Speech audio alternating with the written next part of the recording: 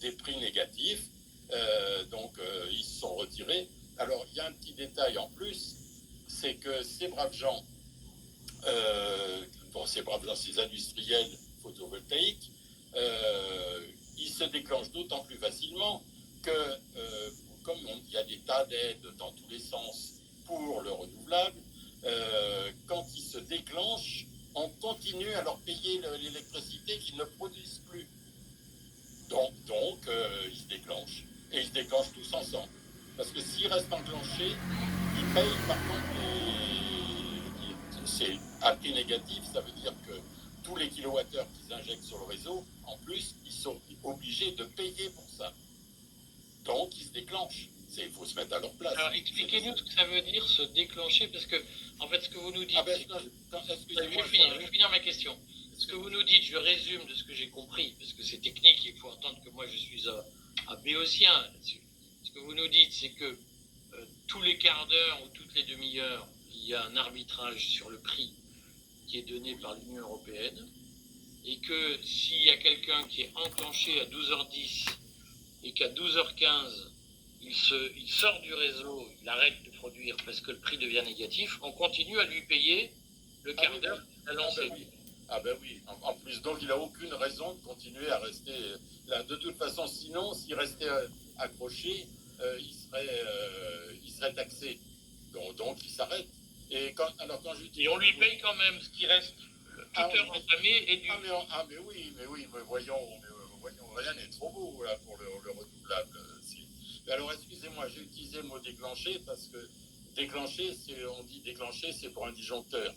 Donc déclencher, c'est-à-dire on ouvre. Bon, c'est-à-dire on se déconnecte, ça veut dire se déconnecter. Déclencher, c'est tout. On disparaît, on n'est plus connecté au réseau. Et continuer de payer s'il disparaît. Oui, voilà. C'est beau, hein. Mais alors, je vais quand même je vais vous poser une question naïve. Moi, j'avais retenu que ni l'Espagne, ni le Portugal n'avaient accepté les règles du marché électrique européen. Non, c'est d'autres règles. Là, c'est d'autres règles. Bon, expliquez-nous. Alors là, c'est un peu compliqué. Hein. Disons qu'il y a quand même, entre les dispatchers européens, il y a d'ailleurs une structure européenne qui regroupe tous les dispatchers, dont d'ailleurs, tous les dispatchers, je ne dois pas utiliser le mot dispatcher, tous les régulateurs de réseaux de transport. Et l'Espagne, vous comprenez bien qu'ils sont, au niveau des prix, c'est sûr, ils sont sortis de cette espèce de serpent européen. Bon, ça c'est une chose. Mais par contre, ils sont restés interconnectés avec l'Europe. Et il y a quand même des échanges avec des contrats avec les Espagnols. Et là, ce genre de signal, puisque c'est toute la plaque européenne, là on parle plus de sous, on est dans le technique, dans le fonctionnement du réseau. Et quand le réseau commence à partir en quenouille à un endroit, il s'agit que tout le monde soit solidaire pour que le système fonctionne. Et là, quand toute l'Europe est en train de partir, je dirais en survitesse, là, mais à trop d'énergie sur le réseau, eh bien, il faut que tout le monde soit solidaire et que tout ce qui gêne puisse se déclencher. Alors là, en Espagne, ça a été fait n'importe comment. Ils ont perdu 15 000 mégawatts, il devait y avoir moins de 30 000 mégawatts de charge. Vous imaginez, le réseau, c'était pas possible de tenir un truc pareil. Mais vous savez, l'Allemagne, ils ont eu les mêmes signaux en Allemagne. Vous avez vu qu'en France, on a eu aussi la perte de la moitié du photovoltaïque. En Allemagne, ça a été pareil. Et j'ai eu quelques infos, mais alors là, j'ai pas les preuves, que sur la situation en Allemagne, ça n'a pas été terrible. Hein. Ils sont passés pas loin aussi de se ramasser un blackout de ce côté-là. Et les centrales, heureusement qu'il y avait les centrales françaises, les centrales tchèques et les centrales polonaises, au charbon, là, les gros trucs bien noirs là au charbon, mais qui tenaient le réseau. Hein.